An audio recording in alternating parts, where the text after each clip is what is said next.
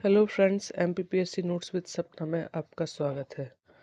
अभी तक के वीडियो में हमने हड़प्पा सभ्यता, वैदिक सभ्यता, महाजनपद काल और मगध के उत्कर्ष के बारे में देखा। आज हम मौर्य काल के बारे में देखेंगे। मौर्य काल का काल अवधि 321 ईसा पूर्व से 232 ईसा पूर्व रही। इस टॉपिक के अंतर्गत हम चंद्रगुप्त मौर्य, बिंदुसार, अशोक के धम्म, अशोक के अभिलेख, मौर्य प्रशासन, मौर्य समाज की स्थिति, धार्मिक स्थिति, आर्थिक स्थिति और मौर्य साम्राज्य के पतन, इन टॉपिक पर चर्चा करेंगे। इन 9 टॉपिक को हम देखेंगे और इन्हीं 9 टॉपिक से सबसे ज़्यादा क्वेश्चन प्रीवियस ईयर में पूछे गए हैं। देखते हैं सबसे पहले क्वेश्चन कौन से पूछे गए हैं। प्रश्न है अशोक के धम्म की विवेचना। ये देखिए, ये टॉपिक है अशोक के धम्म की विवेचना कीजिए। टॉपिक ये है, प्रश्न 2021 का है। सारनाथ, सीता अध्यक्ष, अमित्रघात। यह क्वेश्चन है। अमित्रघात बिंदुसार का ही नाम है। सीता अध्यक्ष शासकीय भूमि है। मौर्य प्रशासन के समय शासकीय भूमि के अध्यक्ष को कहा जाता था। सारनाथ, जहाँ पर सारनाथ स्तंभ है, अशोक ने बनवाया था। और नेक्स्ट क्वेश्चन है मेगास्थनीज की वर्णित पाटलिपुत्र की नगर प्रशासनिक व्यवस्था। यह मौर्य प्रशासन के अंतर्गत आएगा। और क्वेश्चन है मेगास्थनीज पर 3 मार्क्स में लिखने। फिर है अशोक ने बौद्ध धर्म के प्रचार के लिए क्या कार्य किए। तो अशोक के धम्म, अशोक के अभिलेख, यह इसमें आंसर आएगा। नेक्स्ट क्वेश्चन है 2022 का, कौटिल्य के अर्थशास्त्र में कितने प्रकार के संघ राज्यों का उल्लेख किया गया है। और अशोक के गुहालेख पर संक्षिप्त टिप्पणी लिखिए। अशोक का गुहालेख देखिए आप, अशोक के अभिलेख, इन्हीं में अशोक के गुहालेख का भी वर्णन करेंगे। इस तरह से आज हम मौर्य काल के टॉपिक को कंप्लीट करेंगे और प्रीवियस ईयर में जो क्वेश्चन आए हैं उनको लिखने का तरीका देखेंगे। सबसे पहले हम यह जानते हैं कि मौर्य काल अपने चरम पर कैसे पहुंचा। मौर्य काल में क्या कारण रहा जो मौर्य काल भारत के इतिहास में सबसे अधिक ऊंचाइयों को पहुंच कुछ हुआ है। मौर्य काल में हमने देखा सबसे पहले, जैसे ही हमारा मगध का उत्कर्ष हुआ, विदेशी आक्रमणकर्ताओं ने विदेशी आक्रमण शुरू हुए। सबसे पहले हमारे भारत पर ईरानी आक्रमण हुआ। ईरानी आक्रमण हकमनी वंश के राजा द्वारा किया गया, जिसका नाम सायरस था। यह पहला विदेशी आक्रमण था। फिर प्रथम द्वारा द्वितीय विदेशी आक्रमण किया गया। ईरानी आक्रमण के बाद यूनानी आक्रमण है, सबसे इम्पोर्टेंट है। 326 ईसा पूर्व में हुआ। मकदूनियाई शासक सिकंदर ने किया। इनके गुरु अरस्तु थे। सर्वप्रथम दारा तृतीय डेरियस को हराकर पश्चिमोत्तर भारत में प्रवेश किया। पश्चिमोत्तर भारत में सिकंदर का प्रवेश रहा। यहाँ पौरस राज्य करता था। ये झेलम नदी और चिनाव नदी के बीच में पौरस का साम्राज्य फैला हुआ था। हाइडेस्पेस या झेलम का युद्ध इसे कहते हैं, जो कि सिकंदर और पौरस के मध्य हुआ। इस युद्ध में पौरस पराजित हुआ और सिकंदर ने 2 नए नगर बसाए, बुकफेला घोड़े की याद में, बुकाफेला और निकाइया पौरस और विजय की स्मृति में। पौरस सिकंदर ने ब्यास नदी में बहुत अधिक जलस्तर होने से इसके सैनिकों ने ब्यास नदी को पार करने से मना कर दिया और पुनः वापस यूनान लौट गया। इससे भारत और यूनान संबंध स्थापित हुए। आगे चंद्रगुप्त मौर्य ने भी सेल्यूकस की बहन से विवाह किया। सिकंदर के बाद सेल्यूकस का राज्य रहा, शासन रहा। फिर मौर्य काल यूनानी आक्रमण हुआ। फिर हम क्वेश्चन पर आते हैं। मौर्य काल में सबसे पहले परिचय देखते हैं। मौर्य काल में भारत और विदेशी संबंध स्थापित हुए। यह भारतीय इतिहास में साम्राज्य के संदर्भ में पहला व्यापक प्रयोग, जो मगध राज्य की चरम अवस्था को दर्शाता है। इस काल में पहली बार भारत को राजनीतिक दृष्टि से एक छत्र शासक के नेतृत्व में अखंड एकता प्राप्त हुई। इस तरह मौर्य काल के महत्व को दर्शाता है। प्रश्न आता है, मेगास्थनीज द्वारा वर्णित पाटलिपुत्र की नगर प्रशासनिक व्यवस्था पर संक्षिप्त टिप्पणी लिखिए। मैंने आपको दिखाया, ये हमारा 2018 का क्वेश्चन है। 100 वर्ड्स में पूछा गया है 2018 में नगर प्रशासनिक व्यवस्था। तो हम देखते हैं। सबसे पहले हम एक मैप बनाएंगे, भारत का मैप। हिंदू कुश पर्वत रहेगा यहाँ। यहाँ हिमालय पर्वत। यहाँ पाटलिपुत्र राजधानी बसाया। चंद्रगुप्त का साम्राज्य था हिंदू कुश से हिमालय पर्वत तक। मगध का साम्राज्य था। मगध में जो आधुनिक पटना के नाम से जाना जाता है, वहाँ पाटलिपुत्र को चंद्रगुप्त मौर्य ने अपनी राजधानी बनाया था। तो हम क्वेश्चन पर आते हैं। मैगस्थनीज कौन था? सेल्यूकस का राजदूत था। चंद्रगुप्त मौर्य के दरबार में आया था, जिसने अपनी पुस्तक इंडिका में पाटलिपुत्र की नगर प्रशासन व्यवस्था का वर्णन किया। हमें परिचय में मैगस्थनीज के बारे में 2 लाइन लिखना होंगी। इसकी पुस्तक का नाम क्या था, यह किसका राजदूत था, यह हमारा परिचय होगा। अब क्वेश्चन आता है पाटलिपुत्र। तो पाटलिपुत्र को राजधानी बनाया चंद्रगुप्त मौर्य ने। चंद्रगुप्त मौर्य का विस्तार था हिमालय से हिंदुकुश पर्वत तक। नगर प्रशासनिक व्यवस्था, एक एक की पॉइंट को क्वेश्चन के देखेंगे। नगर प्रशासनिक व्यवस्था किस तरह थी? तो मैगस्थनीज के अनुसार पाटलिपुत्र नगर प्रशासन 2 भागों में बटा था, नगर प्रमुख और जिला प्रमुख। नगर का प्रमुख था एस्ट्रोनोमाई और जिला प्रमुख था एग्रोनोमाई। नगर प्रशासन हेतु समितियां थीं। 30 सदस्यीय समिति थी, जो कि 6 समितियां थीं, प्रत्येक में 5 सदस्य। इस तरह 30 सदस्यीय समितियां थीं 6। इनका कार्य था उद्योग एवं शिल्पकला संबंधित समिति, विदेश, जनसंख्या, व्यापार, वाणिज्य, वस्तु विक्रय निरीक्षण, बिक्री कर समिति, ये समितियां थीं। इस तरह हम नगर प्रशासन व्यवस्था को संक्षिप्त में लिखते हैं। 7 मार्क्स क्वेश्चन है।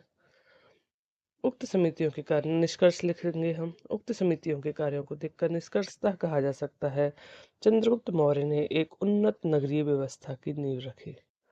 इस तरह से हमारा परिचय, मैप, नगर प्रशासन व्यवस्था के साथ ही अपना आंसर पूर्ण होता है।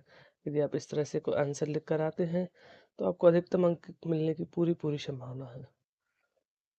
नेक्स्ट क्वेश्चन आता है मौर्यकाल की प्रशासनिक व्यवस्था। तो यह सबसे पहले हम मौर्यकाल का परिचय देंगे। मौर्यकाल की काल अवधि कब से कब तक रही। उसके बाद हम मौर्यकाल के स्रोत क्या रहे, इंडिका, मैगस्थनीज की मुद्रा राक्षस, विशाखादत्त और कौटिल्य का अर्थशास्त्र। इस तरह से हमारे 3 पुस्तकों के नाम इंडिका, विशाखा, मुद्रा राक्षस और अर्थशास्त्र का परिचय देंगे, जो कि हमारे साहित्यिक स्रोत रहे। फिर प्रशासन किस तरह से था, मेन क्वेश्चन पर आते हैं। केंद्रीकृत प्रशासन था, इसका मुखिया राजा होता था। उपधा परीक्षण किया जाता था चरित्र की जांच के लिए। सप्तांग सिद्धांत पर आधारित था प्रशासन। इसके अनुसार राज्य को 7 अंगों में विभाजित किया था। सबसे पहले जो मस्तिष्क है वह सेना का प्रतिनिधित्व करता था, सिर राजा का, आंखें अमात्य, कान मित्र का, मुख कोश का, हाथ दुर्ग, पैर जनपद का। इस तरह से सप्तांग सिद्धांत पर आधारित है, जो कौटिल्य ने बताया था। अब आता है केंद्रीय प्रशासन। केंद्रीय शासन किस तरह से वर्णन है। प्रशासन में हम 5 पॉइंट लिखेंगे। प्रशासन में सबसे पहले आएगा केंद्रीय प्रशासन, नेक्स्ट आएगा प्रांतीय प्रशासन, फिर नगर प्रशासन जो कि अभी हमने पढ़ा है, न्याय प्रणाली, गुप्तचर व्यवस्था और सैन्य व्यवस्था। ये 200 वर्ड्स में आंसर लिखने आएगा। तो हम इन 6 पॉइंट पे अपना आंसर कंप्लीट करेंगे। केंद्रीय प्रशासन केंद्रीय प्रशासन 3 वर्गों में विभाजित था। कार्यपालिका, न्यायपालिका, व्यवस्थापिका, इसका मुखिया राजा होता था। सहायता हेतु मंत्री परिषद होती थी। पुरोहित, सेनापति, युवराज होते थे, जिसमें उच्च अधिकारी तीर्थ कहलाते थे। तीर्थ में समाहर्ता, सन्निधाता, समाहर्ता राजस्व का प्रमुख, सन्निधाता कोषाध्यक्ष का प्रमुख रहते थे। कुछ अध्यक्ष और उनके कार्य दिए, जैसे आकार अध्यक्ष, खान एवं धातु कर्म नियंत्रक, लक्षणाध्यक्ष, टकसाल का, मुद्राध्यक्ष, पासपोर्ट विभाग का अध्यक्ष, पौताध्यक्ष, मापतौल का, सूनाध्यक्ष, बूचड़खाना नियंत्रक, शीताध्यक्ष पूछा गया है, सरकारी भूमि का। इस तरह से हमें याद करना होंगे। 2 मार्क्स में भी है, पूछे जा सकते हैं। नेक्स्ट है प्रांतीय शासन। प्रांतीय शासन मौर्य साम्राज्य 5 प्रांतों में विभाजित था। प्रांत शासक या आर्यपुत्र, प्रांतों के शासक आर्यपुत्र या कुमार कहलाते थे। राजा जो था वह प्रांत का प्रमुख था, इसे प्रांतपति कहते थे। उसके बाद मंडल का प्रमुख महामात्य, विषय या जिला या आहार, इसका प्रमुख प्रादेशिक रज्जु रहता था। तो इसके बाद ग्राम, ग्राम का प्रमुख ग्रामिक, और गोप एवं स्थानिक इसके बीच की इकाइयाँ थे। इस प्रकार प्रांत, मंडल, विषय, ग्राम, गोप एवं स्थानिक, यह एक क्रम था प्रांत में प्रशासनिक इकाइयों का। और गांवों का समूह, 800 गांव के समूह को स्थानिक, 400 द्रोणमुख, खरवटित 200 गांवों का समूह, और संग्रहण 100 ग्रामों का समूह। ये प्रांतीय प्रशासन में हम गांव के बारे में इस तरह से बस इतना ही लिखेंगे। नेक्स्ट आता है नगर प्रशासन, जो कि मैंने आपको पहले बताया है, अभी मैगस्थनीज ने वर्णन किया है, नगर प्रमुख और जिला प्रमुख। फिर उसका आता है न्याय प्रणाली। न्याय प्रणाली में न्यायालय था। न्यायालय 2 प्रकार के होते थे, धर्म शोधन और कंटक शोधन। धर्मस्थनीय और कंटक शोधन। धर्मस्थनीय दीवानी न्यायालय होते थे, न्यायाधीश धर्मस्थ कहलाता था। कंटक शोधन फौजदारी न्यायालय होते थे, इनका न्यायाधीश प्रतिष्ठा कहलाता था। फिर है गुप्तचर व्यवस्था। प्रमुख महामात्य शर्प कहते थे, कौटिल्य ने इन्हें गुण पुरुष कहा है।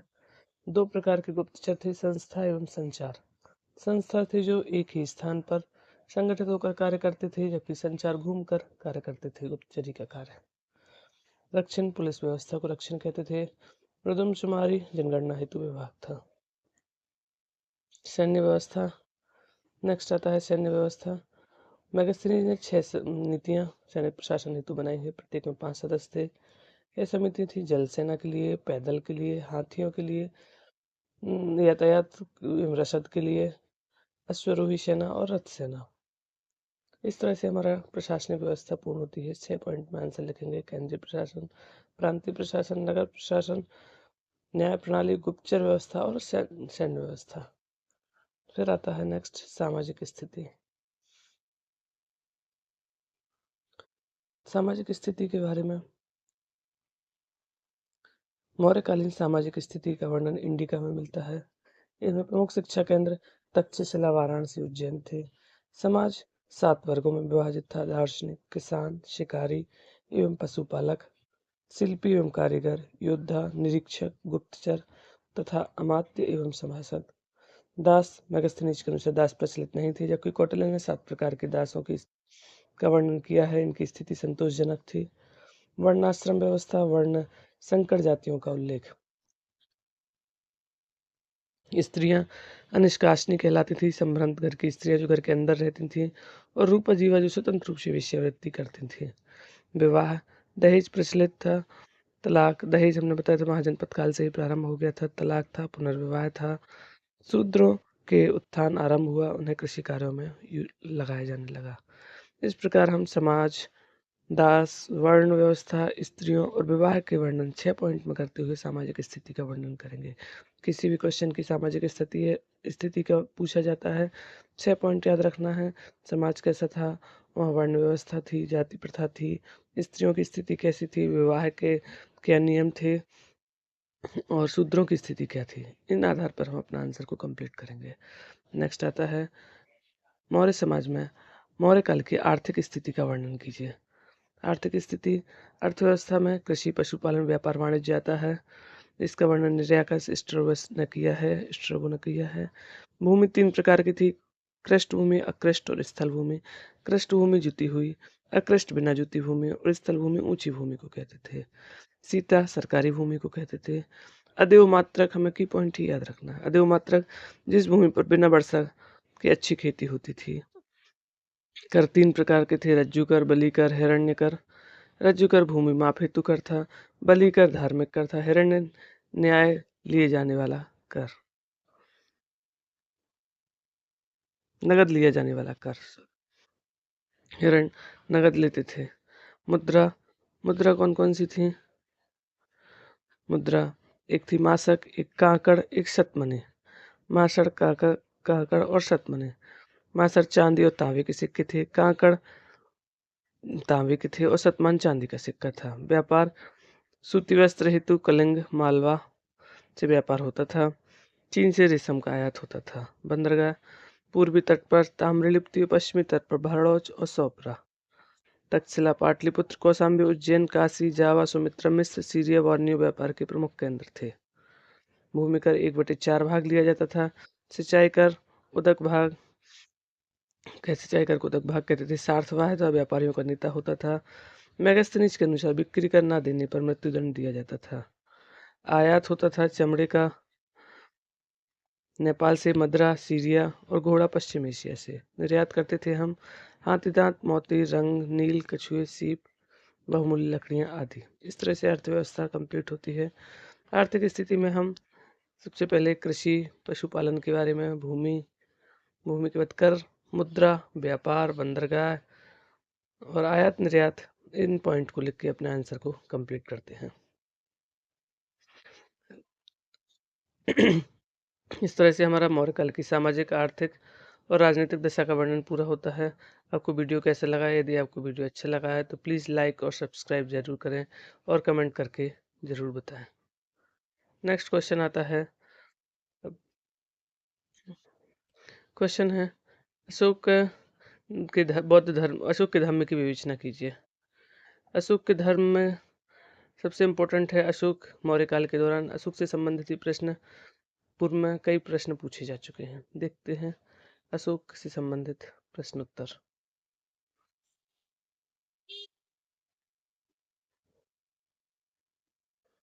अशोक के धम्म के प्रमुख सिद्धांत की विवेचना कीजिए। अशोक 273 ईसा पूर्व से 232 ईसा पूर्व ने अपने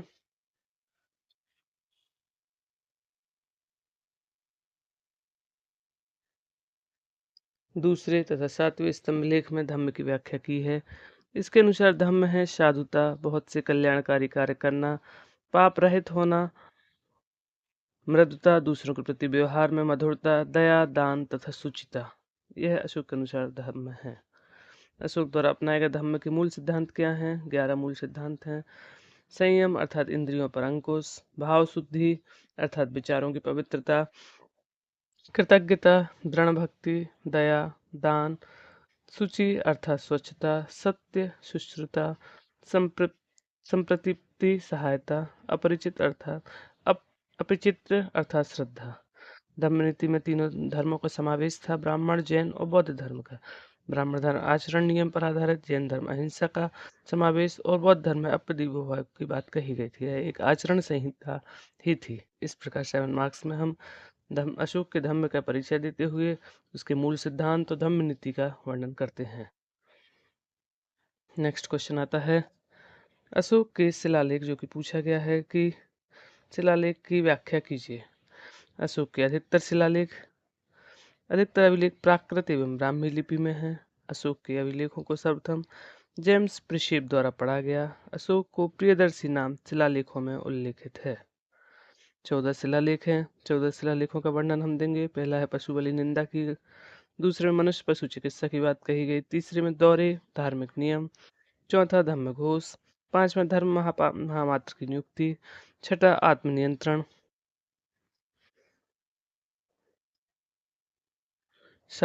आठवीं में तीर्थ यात्रा का वर्णन है, नववीं में सच्ची भेंट, सच्चा शिष्टाचार, 10वीं में राजा उच्च अधिकारी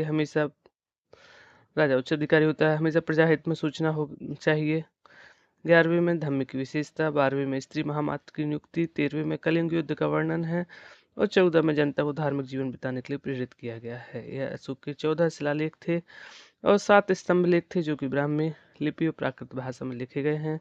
अशोक के स्तंभ लेख 7 हैं जो 6 अलग अलग स्थानों से प्राप्त हुए हैं। स्तंभ लेख पहला है प्रयाग स्तंभ लेख, पहले कौशाम्बी से बाद में इलाहाबाद लाया गया अकबर द्वारा। दिल्ली टोपरा, दिल्ली मेरठ, इलाहाबाद रामपुरवा प्रथम, इलाहाबाद रामपुरवा द्वितीय, लौरिया अरिराज और लौरिया नंदनगढ़ मोर का अभिलेख। स्तंभ लेख हैं ये, पहले कहाँ स्थित थे, बाद में कहाँ आए, किसके द्वारा लाए गए, ये हमें लिखना है। इस तरह से 14 अभिलेख 7 स्तंभ लेख का वर्णन करते हुए हम अपने आंसर को पूरा करते हैं। नेक्स्ट क्वेश्चन आता है अशोक की उपलब्धियों का वर्णन कीजिए। तो अशोक ने 279 ईसा पूर्व से 232 ईसा पूर्व में शासन किया। मौर्य काल का अहम शासक था। अखिल भारतीय साम्राज्य का निर्माता एवं धम्म नीति का उद्घोषक था। 269 ईसा पूर्व में कलिंग का युद्ध किया। अशोक का वर्णन स्रोत है सुप्त पिटक आदि से। हमें इस बारे में जानकारी मिलती है बौद्ध ग्रंथ सुप्त पिटक से। अब उपलब्धियां क्या कर रहे हैं, एक मैप बना देंगे। मैप में हम देखते हैं, मैप में अशोक ने जहाँ जहाँ पर अपनी विजय प्राप्त की, अवंती, सांची, पाटलिपुत्र, कश्मीर, तक्षशिला को दर्शाते हैं। अशोक की उपलब्धि, एक महान शासक, कुशल नेतृत्वकर्ता, कश्मीर को जीता, कलिंग तक्षशिला के विद्रोह का दमन किया, कूटनीतिज्ञ संपन्न,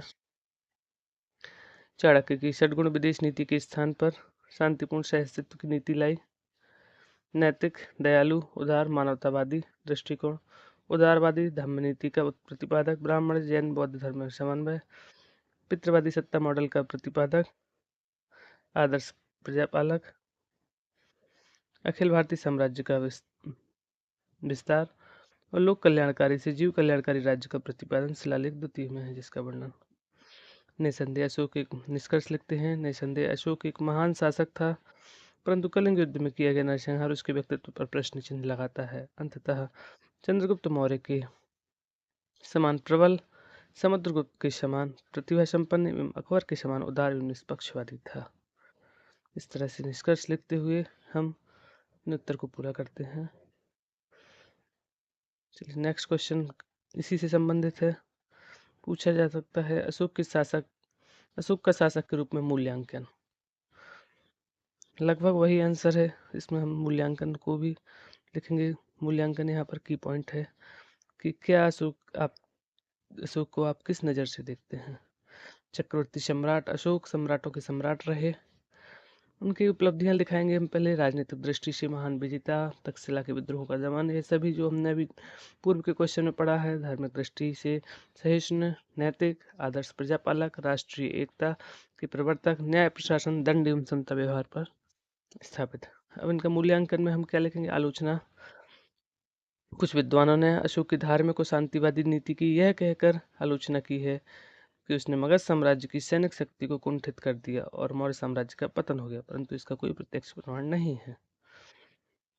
इस तरह मूल्यांकन पूछा जाता है। तो जो विद्वानों ने इस संबंध में जो भी आलोचना की है उसको लिखते हुए हम अपने आंसर को समाप्त करते हैं। नेक्स्ट क्वेश्चन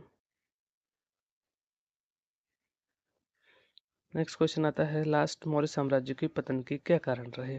जैसे हमने बौद्ध जैन धर्मों के पतन का कारण देखा है, इसी प्रकार मौर्य साम्राज्य के पतन का कारण क्वेश्चन आ सकता है। मौर्य साम्राज्य के पतन के कारण एवं उनका परीक्षण कीजिए।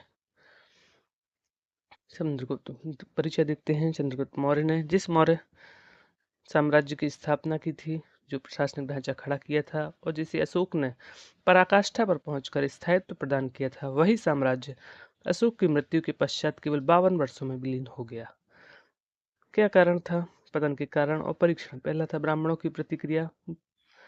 पक्ष और विपक्ष दोनों में आंसर देंगे। पक्ष, बौद्धों को लाभ, ब्राह्मणों की सामाजिक प्रतिष्ठा एवं विशेषाधिकारों को हानि पहुंची, बौद्धों को लाभ हुआ। ब्राह्मणों की प्रतिक्रिया।